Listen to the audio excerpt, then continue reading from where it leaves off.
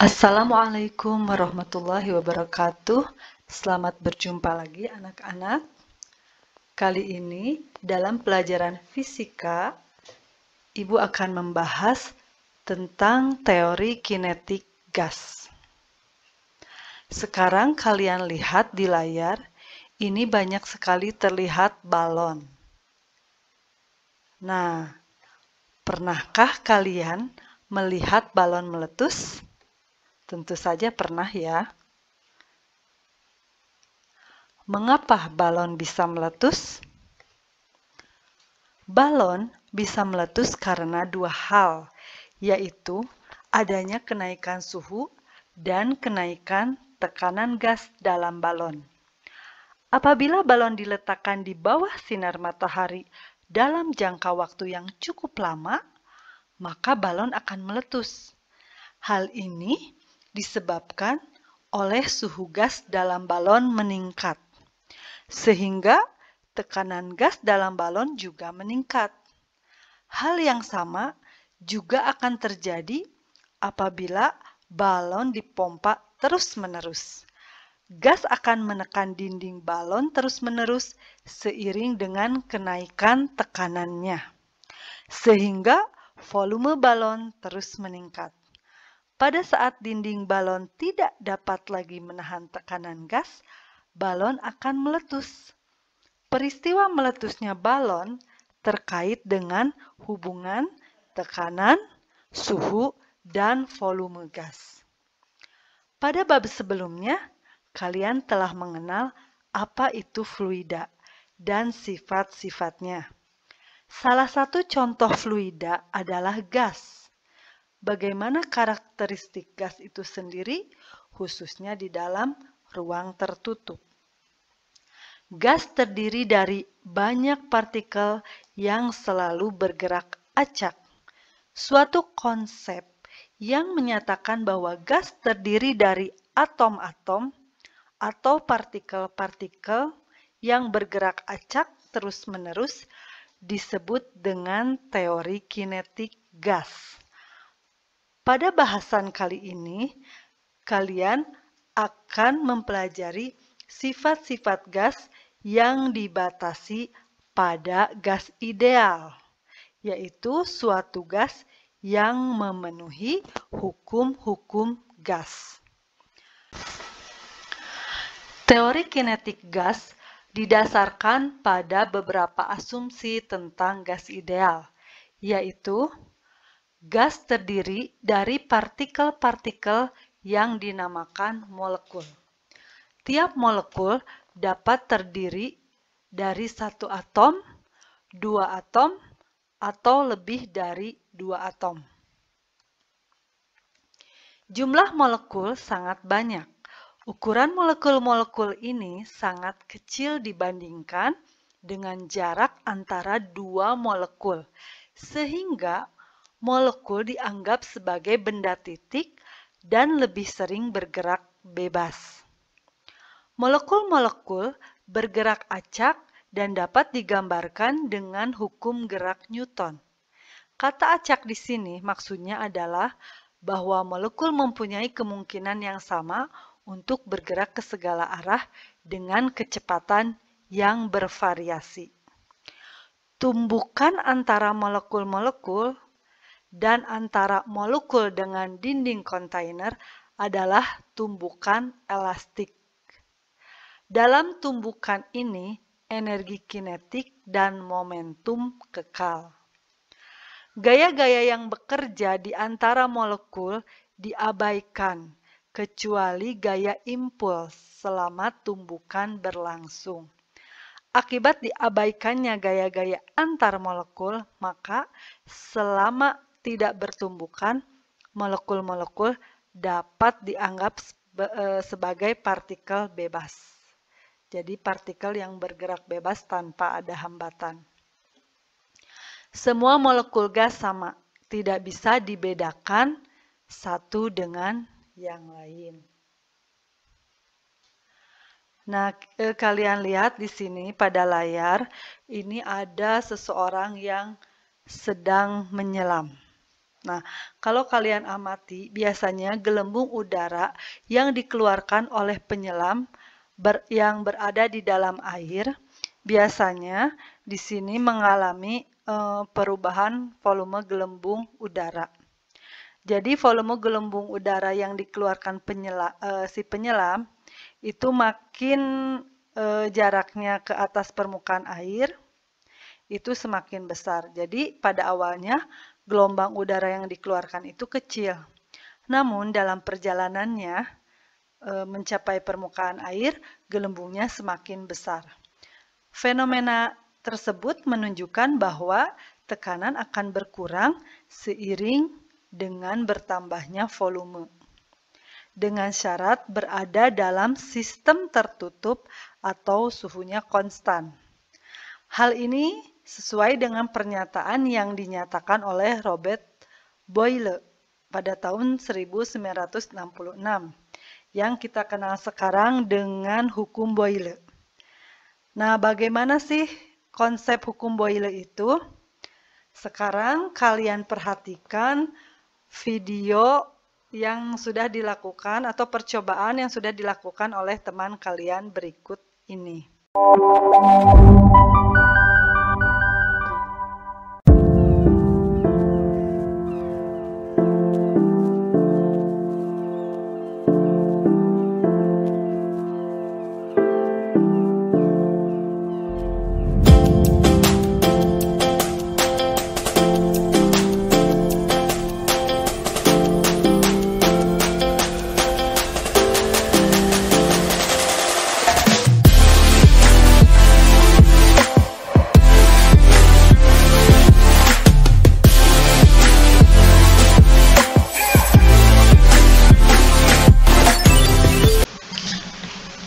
Selain dari percobaan yang telah dilakukan tadi,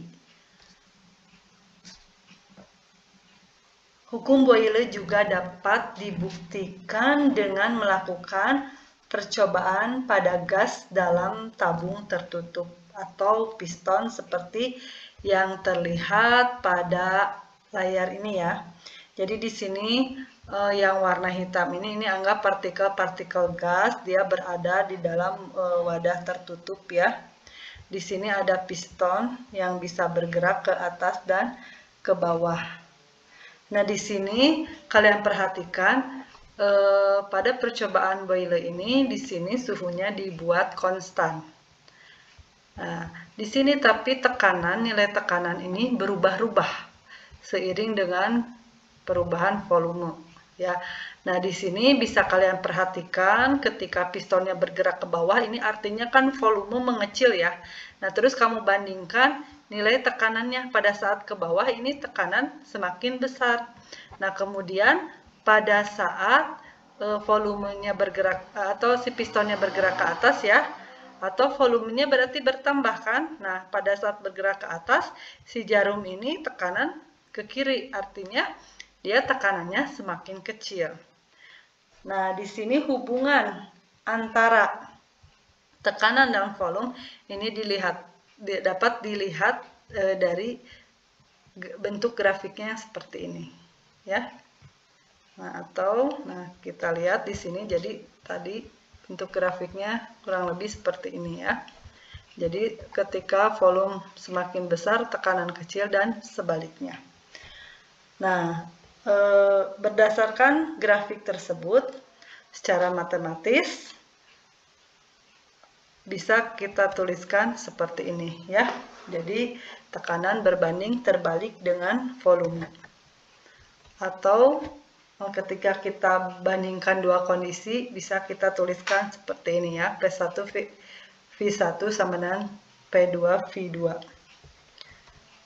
Atau PV sama dengan konstan. Ini keterangannya ya. P1 ini tekanan 1, P2 ini tekanan 2, ini untuk volumenya. Jadi apabila suhu gas yang ada di dalam ruang tertutup dijaga konstan, maka tekanan gas akan berbanding terbalik dengan volumenya. Kemudian di sini akan Ibu bahas tentang hukum Charles. Nah, di sini hukum Charles ini sama halnya dengan percobaan yang dilakukan oleh Boyle. Jika piston digerakkan dengan tekanan gas yang tetap, jadi kalau pada hukum Boyle itu suhunya tadi yang tetap ya. Nah, di sini pada hukum Charles yang dibuat tetap itu adalah tekanannya. Maka nanti akan diperoleh pula perubahan suhu gas secara sistematis ya. Nah, di sini kita lihat untuk animasinya ya. Percobaan hukum Charles. Nah, seperti ini. Jadi kalau tadi ini suhu ya pada hukum Boyle di sini yang konstan. Nah, di sini kalian perhatikan ini tekanan, jarumnya tidak bergerak ya, artinya di sini tekanan tetap. Nah, tapi di sini volume dan suhu berubah.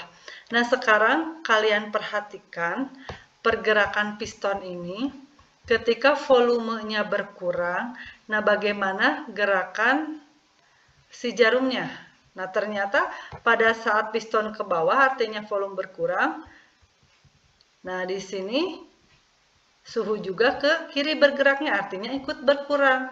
Nah, pada saat piston bergerak ke atas atau volumenya bertambah, nah ternyata di sini jarum yang ditunjukkan pada temperatur ini bergerak ke kanan juga. Artinya ketika volume semakin besar, suhu juga semakin besar. Nah, di sini dapat kita lihat bentuk grafiknya menjadi seperti ini. Jadi hubungan antara suhu dan volume di sini berbanding lurus ya. Jadi kalau kita nyatakan secara matematis, nah kan seperti ini ya. Jadi apabila tekanan gas yang berada dalam bejana tertutup dipertahankan konstan, maka volume gas sebanding dengan suhu mutlaknya ya. Jadi seperti ini. Atau kalau misalkan kita bandingkan gas yang berada dalam dua keadaan keseimbangan pada tekanan tetap itu akan seperti ini ya. Nah, ini keterangannya. Jadi persamaan yang ini disebut juga dengan hukum Charles ya. Berikutnya adalah hukum Gay-Lussac. Nah, di sini jika volume gas dijaga konstan, jadi di sini yang konstan itu atau yang tetap itu adalah volumenya ya.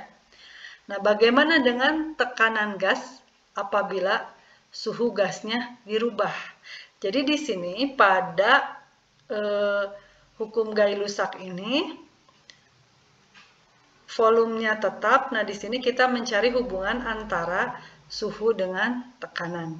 Sekarang kita lihat ya percobaannya. Nah, coba kalian perhatikan di sini. Nah, berbeda dengan yang tadi pada percobaan sebelumnya itu kan pistonnya bergerak.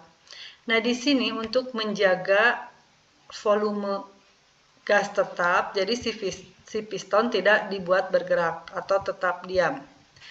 Nah, tapi di sini kalian bisa perhatikan nilai dari tekanan dan suhunya. Jadi perhatikan ketika jarum tekanan ke kanan, maka suhu juga ke kanan. Pada saat jarum penunjuk tekanan ke kiri, suhu juga ke kiri. Nah, artinya berarti antara tekanan dan suhu itu berbanding lurus. Jadi apabila volume gas yang berada dalam bejana tertutup dipertahankan konstan, maka tekanan gas sebanding dengan suhu mutlaknya. Secara matematis, persamaan tersebut dapat ditulis sebagai P per T sama dengan konstan ya. Nah, untuk gas yang berada dalam dua keadaan keseimbangan yang berbeda pada volume konstan, maka akan diperoleh P1 per T1 sama dengan P2 per T2. Ini keterangannya ya, silakan dicatat. Jadi persamaan ini disebut juga sebagai hukum Gay-Lussac. Berikutnya adalah hukum Boyle-Gay-Lussac. Jadi hukum Boyle-Gay-Lussac ini merupakan gabungan hukum Boyle dan hukum Gay-Lussac. Nah, ini dapat dituliskan seperti berikut ini. Jadi P kali V itu sebanding dengan suhunya. Atau bisa kita tuliskan seperti ini ya, PV per T sama dengan konstan. Atau kalau kita bandingkan dua kondisi akan seperti ini. Jadi sebetulnya ini sama saja dengan yang sebelumnya ya. Jadi misalkan nih, kalau nanti kalian mengerjakan soal pada volume konstan, misalkan ya, volumenya konstan, ini kan kalau konstan berarti sama. Berarti V1 dan V2 habis dibagi, maka nanti P1 per T1 sama dengan P2 per T2. Kalau misalkan tekanannya yang konstan, nanti kan ini nilainya sama ya. Berarti habis nanti kan P-nya. Maka V per T sama dengan V per T. Atau misalkan ketika suhunya konstan. Nah, ini kalau suhunya konstan, berarti T1 sama dengan T2 kan? Nah, sama dengan yang tadi. Jadi P1V1 sama dengan P2V2. Nah, ini jadi besaran-besaran seperti tekanan, volume, dan suhu gas pada keempat hukum di atas dinamakan besaran makroskopik. Besaran makroskopik merupakan besaran yang dapat diukur secara langsung ya. Nah, hukum Boyle-Charles Gay-Lussac dan Boyle-Gay-Lussac hanya berlaku untuk semua gas yang kerapatannya cukup rendah. Gas dengan kerapatan yang cukup rendah dinamakan gas ideal. Kebanyakan gas pada suhu ruang dan tekanan sekitar 1 atmosfer dapat dianggap sebagai gas ideal.